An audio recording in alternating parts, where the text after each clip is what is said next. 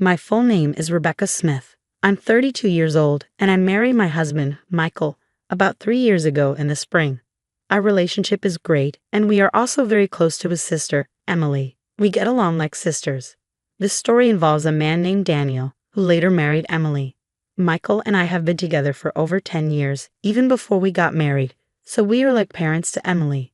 We always wished for her happiness and took care of her. Because of this, when Emily got a marriage proposal from her fiancé, she wanted to introduce him to us, her second parents. "I want to introduce my fiancé to you both," she told us. That moment was very special for us as a couple. We felt so happy because Emily, whom we love like a daughter, was finding her partner and working towards a happy future. It was a joyful moment for both me and Michael, and our hearts were full of happiness. Finally, the day came. Emily brought Daniel, her chosen partner, to meet us. Daniel seemed to be around my age, maybe 32. He was 5 years older than Emily, which made me realize she likes older men. I watched him quietly and was impressed by his solid appearance and calm attitude. However, I noticed Daniel kept glancing at me. Did he want to say something to me? Was there something about me that bothered him? Or was it just a coincidence? These questions popped into my mind. I quickly checked my clothes and hairstyle for any issues, but found nothing wrong. Maybe realizing it was rude to stare, Daniel quickly looked away. In the end, we couldn't understand why he was watching me so closely, but Michael and I decided not to worry about it. We went on to introduce ourselves and started chatting with Emily and Daniel, who were sitting across the table from us. "Please take good care of my younger sister," was a classic phrase exchanged, and Michael responded with a smile, "Emily, I'm trusting you to him." Saying this, he'd entrusted Emily's future happiness to Daniel.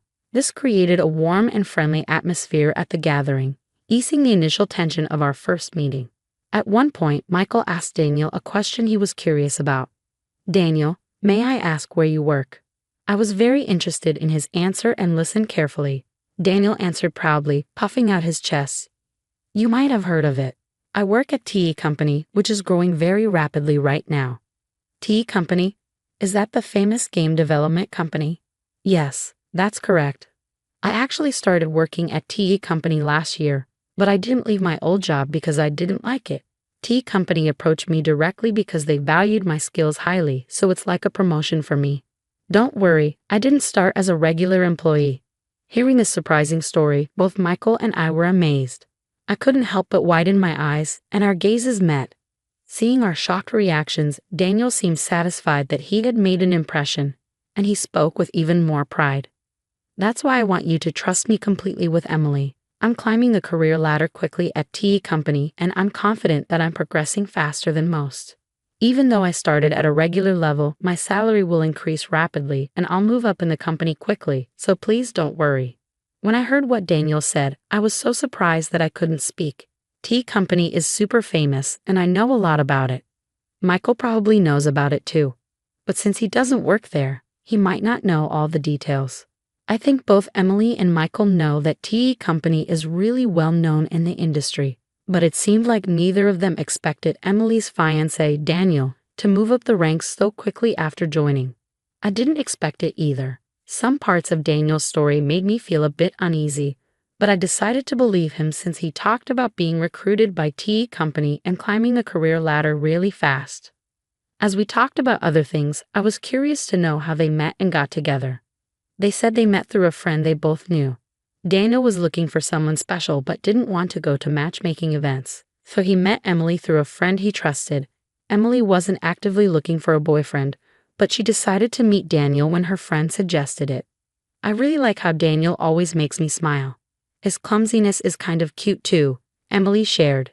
Hearing them talk about their feelings was like hearing something really sweet. Even though we weren't eating anything sugary, their closeness and love for each other were really clear. But there was something that bothered me. As they were leaving our house, Daniel and Emily were talking about bringing rice and gifts. While they were busy with that, Daniel came up to me a bit separately and asked suddenly, "Hey, do you maybe not remember me?" His question caught me off guard, and I couldn't help but tilt my head in confusion. "Do you really not remember me?" he asked again, sounding doubtful. His face was handsome, but I couldn't recall any close friend named Daniel. I tried hard to remember, but I couldn't. Seeing me struggling to remember, Daniel sighed a little, looking disappointed. Well then, let's exchange contact info. And please tell Michael later. I forgot to exchange contacts with him. I was shocked by his sudden informal tone. Even if we were close in the past, I couldn't remember it. And I couldn't recall being close with someone who would speak so rudely. Inside, I was full of questions like, who is he? What kind of relationship did we have? But since Emily was there, I didn't think it was the right time to ask or say anything, so I stayed quiet. After we exchanged contact info, I decided to text him to clear up my doubts. But before I could, he messaged me first, saying, I'm surprised. The girl who used to sit quietly in the corner of the classroom in elementary school is married before me. Your face hasn't changed much since then, so I recognized you right away. Growing up, I lived far away, and in elementary school, I was teased by many classmates. Those memories are painful, so I moved away with my family for middle school. In the new city, I met Michael, a wonderful friend, and we became close. I'd rather not think about elementary school. His words surprised me, so I asked, what do you mean? I didn't want anyone to misunderstand, so I explained that Michael was involved in our messages. We agreed that Michael would be included whenever Daniel and I needed to exchange info. I didn't share my background or reasons with Daniel. After explaining, Daniel smiled warmly and asked, do you remember being called PU girl in elementary school? The term PU girl had a specific meaning. It was used to tease me by my classmates because I was from a single-parent family. Even though we weren't really struggling financially, there was a time when other moms assumed we were just because my mom was a single parent. This rumor might have spread among the kids and led to the teasing. Because of this, and because my mom was considering taking legal action against the moms spreading rumors, I decided to move to a new place. Since then, I haven't heard that unpleasant nickname, which used to cause me so much trouble.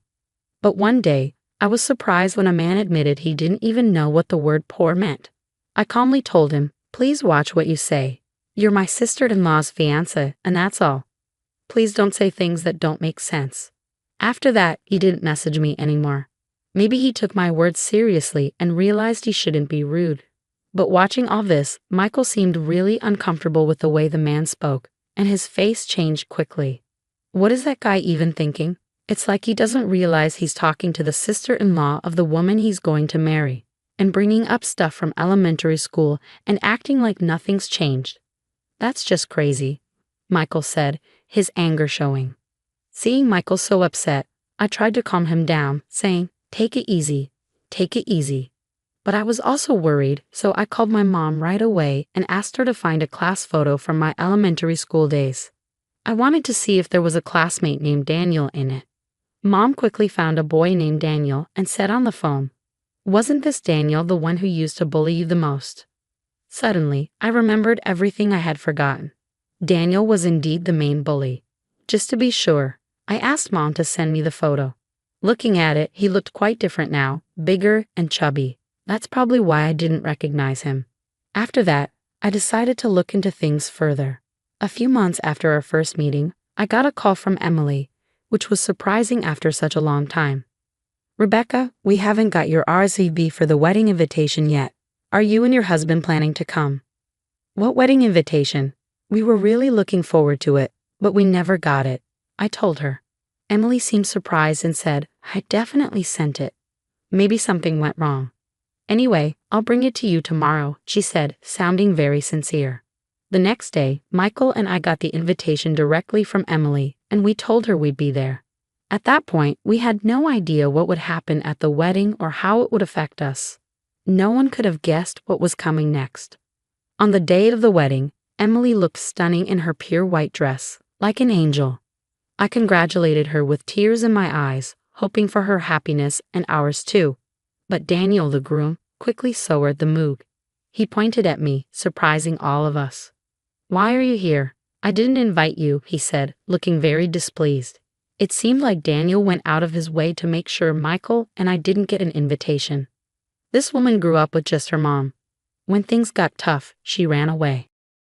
Maybe she had some money problems, and now she's with a rich guy thinking life will be easy. She's living in a dream, he said. Despite not knowing anything about my past, Daniel falsely accused me. Michael, sitting next to me, clenched his fist in anger. But I told him to calm down. Daniel kept making false accusations against me. I have an important job at a well-known company. Are you planning to use your connection as my sister-in-law to get money from me if I marry Emily? He asked firmly. His friends were shocked and started getting excited. They must have the same narrow view as Daniel. I went to a staff member and asked for the microphone. Daniel looked like he expected me to say something emotional and illogical, but I stayed calm and said, "It's ridiculous that you, who can't even remember the face of your own company's president, call yourself an elite. Think carefully. If you want to cut ties with me, I'll be in the president's office tomorrow. We'll go through HR procedures." After handing back the microphone, I confidently returned to my seat with a calm demeanor. Michael stood up and walked towards the exit. Soon after, Emily followed him. Seeing this, Daniel called out to her, "Wait, why are you leaving too? I'm just trying to end things with her. If that's the case, there shouldn't be any problems, right?" Not fully grasping the situation, Daniel spoke to Emily, who gave him a cold look. "You really don't know Rebecca, do you? She's the CEO of Tea Company. I respect and deeply admire her. I can't forgive you for insulting her. I'm ending this engagement right now. You've ruined such an important day. Be prepared." Shocked by Emily's firm words, Daniel was taken aback. Emily talked to the venue staff and removed her wedding dress. She told the guests that the banquet was over, and the wedding would now be a simple meal gathering. She made it clear that this wouldn't happen again and firmly blamed Daniel for the breakup. The next day, as I had promised, I calmly waited for him in the president's office. Two big, muscular employees stood beside me, ready to act if he tried anything during our talk. When he came in, he seemed confident at first, but that soon changed. He sat down and looked tense. His behavior, coming in without permission and not even greeting, was rude. It was clear he didn't understand the basic rules of the company. "No way. I can't believe you're really the president. This is unbelievable," he said. "If you did a little research, you'd find the president's info on our website. Didn't you check before coming?" I asked. "Well, there were some things." He trailed off. It seemed he hadn't taken my words seriously or bothered to find out the truth. Maybe he thought I was joking or lying in front of all those guests. I told him I'm considering terminating your contract. "What? You can't make such a quick decision over a small misunderstanding. I'll talk to the Labor Standards Inspection Office." He tried to persuade me carefully, but I calmly put a copy of his resume in front of him. "You lied about your education here, didn't you? And you claim to have skills you don't actually have, like Excel and video editing. Is that true?" "Well, about that," he started. "Falsifying information and providing false reports are valid reasons for us to terminate an employment contract," I told him directly. He looked surprised at my statement. In fact, I had a strange feeling about him since our first meeting. Afterward, I checked everything thoroughly. Normally, our company doesn't use headhunting methods. Even if we do, I personally meet and interview recommended candidates. But I don't remember having a deep conversation with Daniel. He joined through our regular hiring process and started as a regular employee. He claimed to be aiming for promotion and said he was skilled with certain software, but he actually wasn't. That's why he never got promoted. His self-assessment was very high, and I found that suspicious, so I looked into his attitude. He was lazy at work and seemed content just to be part of the company. I tried to help him improve, but he didn't change. Now that he's broken off his engagement with Emily, there's nothing special between us. He continues to act unpleasantly, making me uncomfortable, so I see no reason to be lenient with him. I promptly asked Daniel to leave the company. Since he had only been with us for less than 6 months, there was no need to consider severance pay or handing over specific duties over such a short time. "Can't you help me out as an old friend?" he pleaded. But I coldly replied, I don't see any reason to continue our relationship, and arranged for other staff to handle his immediate departure. It seems he was hoping for financial help from his father, but because of the outrageous rumors he spread, that didn't happen. There's a past incident where my mother sued for defamation, and Daniel's mother was the victim. My father paid compensation for damages once before. Faced with a similar situation with his son demanding compensation, my father likely reached his limit, stopped providing financial support, and cut ties with him completely. Afterward, Daniel took care of his elderly mother while being pursued for compensation. Eventually, he vanished, seemingly taken away by people in all black clothing, and nobody knows where he is now. Someone might eventually come forward with information about his whereabouts, but I have no plans to actively search for him. Initially, Emily was deeply hurt when she learned about her fiance's background. But time heals, and about 6 months have passed. She's starting to see it positively, saying it's probably best we didn't get married. Lately, her smile has returned, and she's even looking for a new partner. Seeing her happier again, Michael and I are truly relieved. They're even talking about having children now.